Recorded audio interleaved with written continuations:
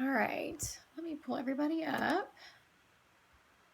There we go. Okay, so I know I have Leslie and Hannah on this call, and that's all I can see. Who else is here? I know Lauren was here. Lauren, are you still here? Still, yes. Okay, so who else is here? Shannon, are you here? Because I saw you earlier, but I don't see your webcam. Anybody else on here other than the four of us? All right, small group. That's okay. I said it wasn't required, so that's okay. Okay, ladies, have you had an opportunity to sort of read over kind of the Immanuel Kant's duty-based ethics? I've looked at it a little bit. Okay, so I'll go through and sort of just walk you through it. It's obviously a little bit like Rawls. Rawls, I don't know if I sort of made this clear for the last paper or that it was clear in Rawls's notes, but Rawls was not a contemporary. He was they were centuries apart, but Rawls really loved the writings of Kant, and it influenced Rawls's writings a lot. Rawls is a modern day sort of media ethicist and scholar, and of course Immanuel Kant is, we're talking about 1700s, right? And so, but Rawls borrowed a lot from Kant, and so that page that I gave you, it's just and I should have made this smaller. I think what you had was 3 or 4 pages, and then I made it much smaller into just 2. But we'll go over, and this won't take a terrible amount of time, but I'll go over it, and then whatever questions you have, I'll answer them for you. So, Immanuel Kant had basically 2 big ideas that he had in terms of his imperatives, or in terms of his ideas, and then we're going to break it down into 3 imperatives, just like I have here, but I just want to make sure we're clear.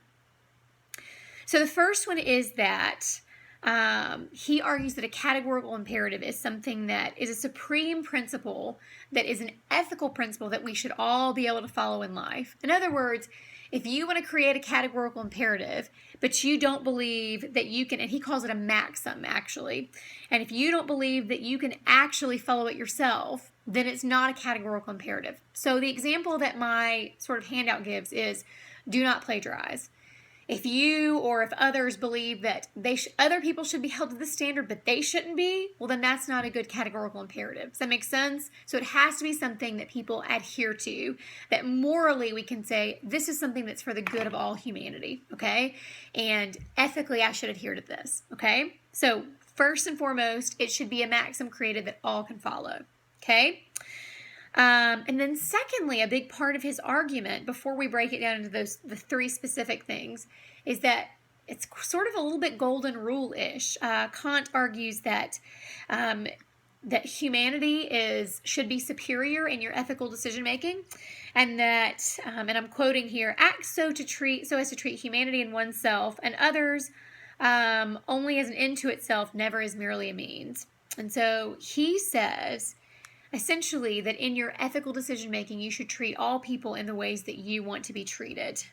And so, in other words, he says that, or the example that I give is making sure that even in our agendas, when it comes to communication and making sure that we are treating other people and representing other people in ethical ways in which we would want to be represented. Okay? So there's 3 imperatives. And the first one is, and this is sort of Rawls. You'll hear Rawls' voice in this a little because he borrows from Kant here, okay? The first one is we have essentially a moral maxim, and all these are maxims, like these rules that we create.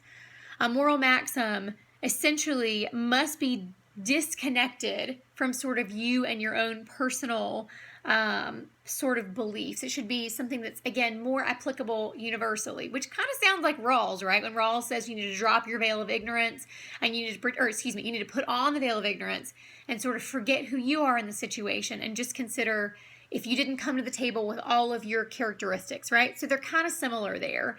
And you'll see a little overlap between Kant and Rawls right here in the first imperative, okay?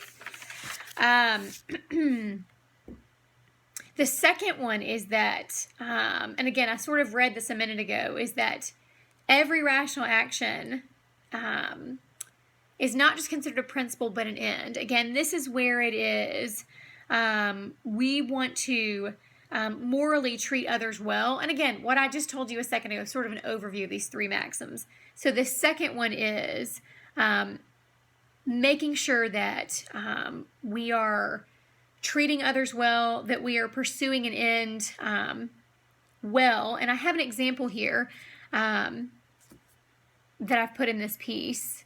I want to make sure that I'm not saying anything that's not exactly what you have. He articulates that a person has a perfect duty not to use themselves or others merely as a means to some other end.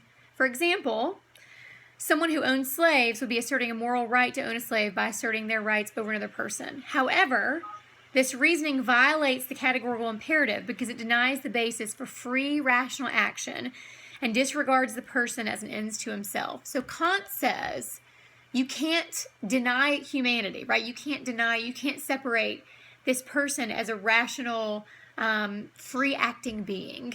And so even though we have an argument here for, well, I own a slave, I can assert my right over that person, Kant says, no, you can't treat other people as a means to an end. So again, treating people as we want to be treated. That's that kind of golden rule part. That's the second one, okay? So to recap, the first imperative is sort of like Rawls, because let's be honest, Rawls borrowed from Kant. Again, we make these maxims, but it can't be dependent necessarily on who we are. We have to consider everyone else. The second one is don't treat people as a means to an end. People are rational, free acting, free will people, and we need to treat them as such. We need to treat them ethically, okay? And as we want to be treated. And then the third part is making sure that I want to see the notes that I wrote. Hang on. So he argues here that with our reasoned judgment, we can sort of decide whether or not things are ethically discernible, okay? So I'll give you the example that I have here. And he argues that basically if laws are not, they have to be universal. And if they're not universal, they're not really good laws for us to live by, okay? Laws should be able to be broadly applied to people in terms of making decisions in different sort of ethical dilemmas. And if they're not able to be applied universally, then they're not good laws. Here's the example. The act of picking flowers from the local park. The flowers are very pretty, and one may want to take some home. And this essentially requires adopting a maxim that supports doing whatever one wants to do. But using the formula of the universal law, which is the third categorical imperative, so number 3 is the universal law, there are a few irrationalities and contradictions that arise. Okay, if everyone were to do this, as in just take flowers as you want from the local park, there would be no flowers left, and that act contradicts the original motive for picking flowers, okay? So the better option is to go to a shop and order or plant one's own flowers. In other words, we need to act in ways that are universal, that we hope others are going to act as well. So if everyone just says, oh, I'm just going to go take those because they're free, well, if everyone does that, there's nothing left for everyone else to enjoy, if that makes any sense. And so the third sort of categorical imperative is what we refer to as this universal law. Again, universally, a lot of this has to do with socialization as well. We're not just going to go to the park and pick all of these flowers. But we hope through socialization, through sort of our cultural norms and ethics, that people will act in ways that are universally sort of beneficial for all, okay? So that's a little bit of an overview, and I'm sort of just hitting the high points. What I want to do is turn our attention, which I didn't do this a lot last time, and I wish I would have. And then I'm going to give you a couple of comments. That was cute. Was that your, hi? Is he the athlete? Yes, he's the athlete. Okay. That's his game tonight, huh? Yes. That's awesome. What I want to do is turn our attention just slightly to the case, and then all I have to do after that is I really do want to sort of hit on some of the places where maybe people lost points on the last paper. And so if you felt like you lost points and you're like, man, why did I lose those points? We'll just fix it so that you hopefully won't lose any this time, okay? So let me pull up the case. So this is an interesting case. This is unlike the sports editor who feels like he can just take everyone's overtime and not worry about it. This is one in which we're talking about the managing editor. Okay, so he is a big deal. Again, I'm positioning you as you all are going to pretend that you are the news director, okay? And this man that this whole case is about, he's actually second in command, only behind you, okay? So you're the head honcho, and he's right behind you. He's known as a really great sort of manager as the managing editor. He is married, so this is going to get we're getting romance in the office. He's married, but he and his wife appear to be estranged. She lives in another state. They don't even live together, okay? However, recently it has come to your attention. Again, remember, he's second in command. He has fallen in love, madly in love, with one of the reporters at the news station. And not only have they fallen in love, that you find out that they are living together, okay? And so, and this woman that he's living with, her name is, according to the case study, Jessica Ladner. She's a really great, popular reporter. So people love her. He's second in command. She's a really well-adored reporter, okay? The problem is that some of the other reporters have started to suggest that Warren, who is your second in command, is showing favoritism to Jessica Ladner, this reporter. And so you decide it's imperative. You have to pull Warren aside and talk to him about this. And you decide you're going to talk to Warren because, again, he's sort of the one with more power. But of course, as typically happens, he's outraged when you pull him aside to talk to him. And you decide that, because he's so upset, that the two of you will kind of talk, that he'll kind of talk to you, he'll talk to the other reporters. And after you talk to him and converse with him, you sort of decide that, all right, you've heard about his relationship with her, you've heard about his relationship with other reporters, and you decide there's actually no favoritism toward Ladner. You say, that's fine, he seems to be doing a good job. However, you still have the issue that they're in a romantic relationship, okay? Ultimately, this man who's second in command is sleeping with a reporter. Your station, here's where the ethics come in. Your station doesn't exactly have a rule that coworkers can marry or live together. But the issue is more that a superior, second in command, is sleeping with and living with one of his subordinates. So my question for you is, what happens if Warren and Ladner have an argument at home and bring that to work? What does that do to the dynamic at work? Secondly, what do you do? What issues should you sort of investigate in terms of making a decision on how you as the head person at the station should act? Ethically, how should you respond to this? Again, a superior is sleeping with his subordinate. If their relationship goes south, that could really, and I'm sure some of you have seen this in real life play out, really negatively affect kind of the dynamic at the office, right? So the question is for you, what do you do? So you'll go back to Immanuel Kant, and there are those three categorical imperatives, okay? And I'm just going to ask you to apply those, okay? So again, the first one is similar. Not going to go over them again. But the first one reminds us of Rawls, in that you must not be, your maxims, your moral propositions can't be tied to any of sort of your own personal characteristics or conditions. The second one, again, is something where people are not an ends to a means, or not a means to an ends, right? That people are rational decision makers. You have to consider that, their free will. And the last one is, it has to be a universal law, okay? So, meaning applied universally to people in all situations. Okay, and as you read this will be more clear. When you read it, it'll be like, oh, that makes more sense. So, on the last paper, just to be clear, so the rubric has basically 4 sections. The rubric has the first section of the theoretical explication. The second one is it well written at all, right? Is it free of grammatical errors? The third one is the explanation that the student gives, is it a good case? Is it a good solution to the case? And honestly, it doesn't matter if I think it's good. It's whether or not you argue it, right? Did you give me a solution? Did you argue it well? And the fourth one is, did you follow the directions? Did you use APA? So first of all, I will say this. Making sure that you meet the page requirements of 4 to 6 pages, that will save, you won't lose any points. Just meet those page requirements, right? Cover page for APA. I don't need any of the extra fluff on the second page, which would be the first page. Just start it immediately, the paper. So 4 full pages. Make sure you also bring in, again, 2 outside sources, because a few people forgot to do that, and that's part of the instructions, right? Bringing in outside research. And making sure that for your theory, give me at least 2 good paragraphs, maybe 3. I mean, this is a longer one than Rawls, right? Rawls borrows from Kant, but Kant has 3 things that you can talk about. So give me a good little section on theory where you clearly show me that you understand the theory. Because if you do that, I mean, you're going to do really well in the theory section. If you edit the heck out of it, you shouldn't lose any points on that. Give me a solid kind of solution, and then use the APA and follow directions. There's no reason that everyone shouldn't do super well in this paper. Because again, you've sort of seen how I grade the first one. It's pretty much to the letter of the rubric. So that's kind of what I would ask of you again. 4 to 6 pages, 2 outside sources, clear theory section, clear solution, and then edited well and following directions. Does that make sense? Okay. Yes.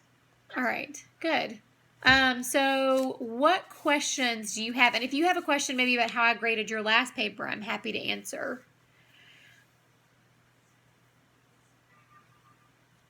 So Kant's a little more in depth than Rawls, but it'll make perfect sense with sort of some of these examples that I give, and you're even allowed to apply these. Like, based on this example, and based on sort of this case, I would argue this is how I would approach this topic.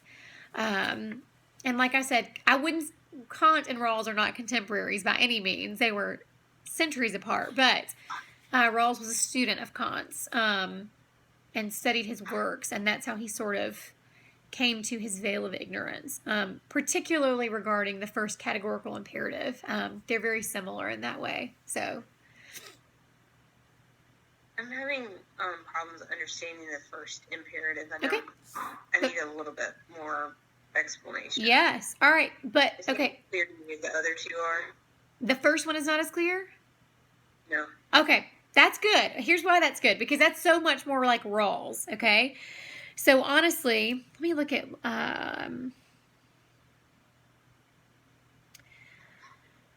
okay, so essentially what it is, this from the sort of the thing I gave you, Leslie, the little paper that they're reading on them. I think probably the clearest part is that on the second paragraph, at the very bottom of the second paragraph, it says, it's in that do not plagiarize part, would be considered a maximum in media professions. It should be universal. Okay. Therefore, people should follow or create maxims that they trust all reasonable people would follow. And this is, again, still the first paragraph. We're going to drop down. He says, only a good will is moral, and a good will is determined by duty, not desire.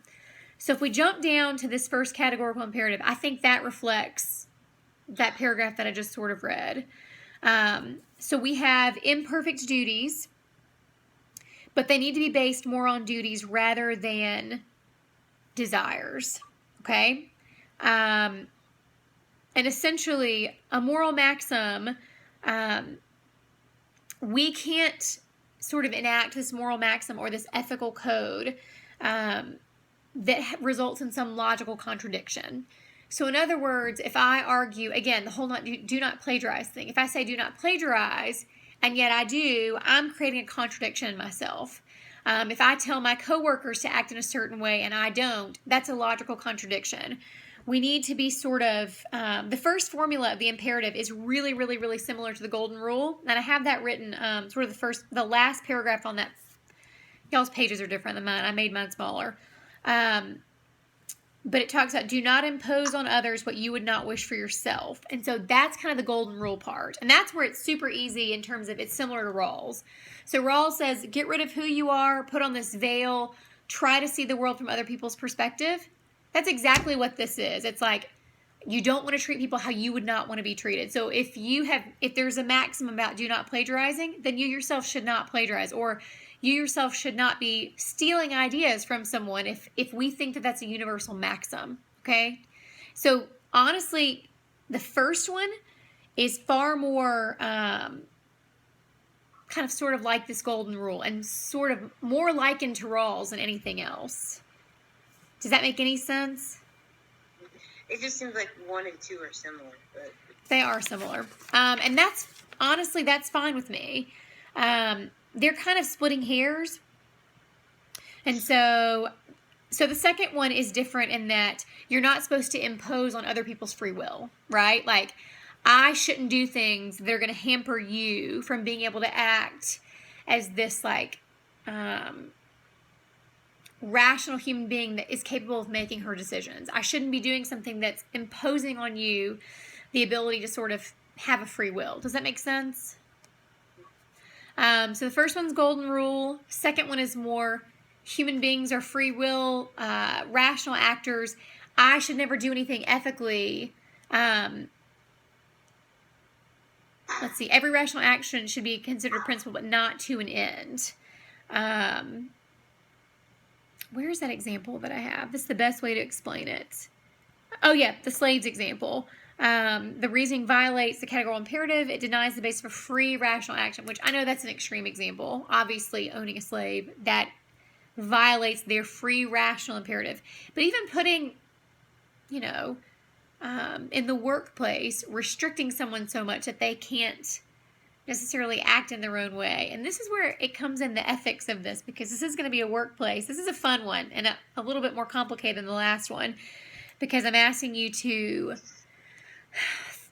think through what this imperative, how this rational actor imperative affects this person.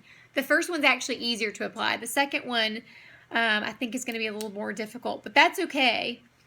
If you just show me that you understand the theory and you're like, the first one is more dealing with the golden rule, the second one is more this rational actor, and then sort of give me your argument and explain why, that's fine. That's fine with me.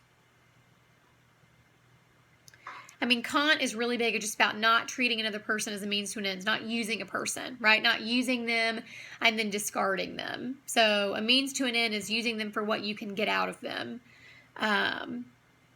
And that's not how we should treat people. So that's the second one. You're right. They're similar. Golden rule is similar to not using someone and treating them poorly as you don't want to be treated poorly. And that's fine. They're all similar. I get that. I'm okay with the fact that they're all similar about sort of a universal ethics. I just want to make sure that as long as we at least have a little bit of understanding the differentiation between the three, I'm okay with that. Hannah, how are you doing? I'm good. This makes sense. I'm glad that you're explaining it. Thank you. I mean, it's a little muddy. I mean, this is why I wanted to have this, because Kant's a little.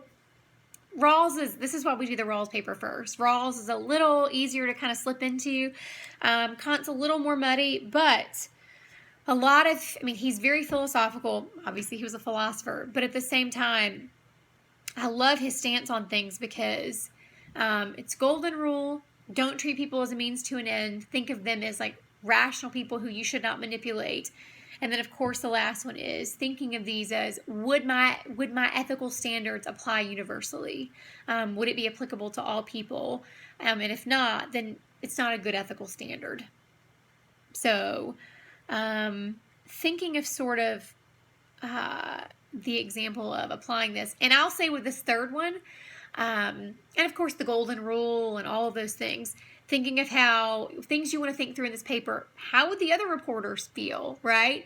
What is their stance going to be on sort of how you determine this? And Warren is in power, so any subordinate who is sleeping with or dating a superior, that's inherently a differential, right? And so how are you going to manage that? So think about not only the reporters, but any sort of subordinate in this situation. So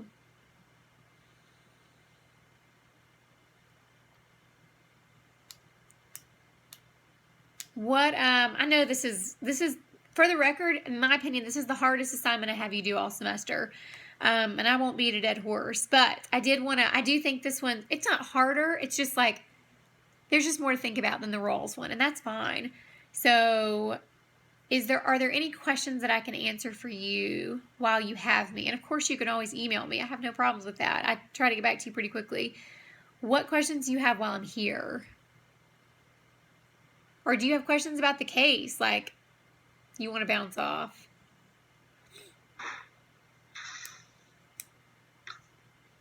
Okay, I do have one question. Yeah, Leslie. Primarily, now, in the way the prompt is structured, is it that you're dealing with the number 2 person, or you're dealing with the reporter, or you're dealing with you're only dealing with the reporter as a way to make a determination on the number 2 person? Okay, that's great. Or does your response need to be like, I'm dealing with the number 2 person, and here would be how I deal with a reporter? Okay, so in the argument for both. I mean, if you're managing a newsroom, then you need to be in charge.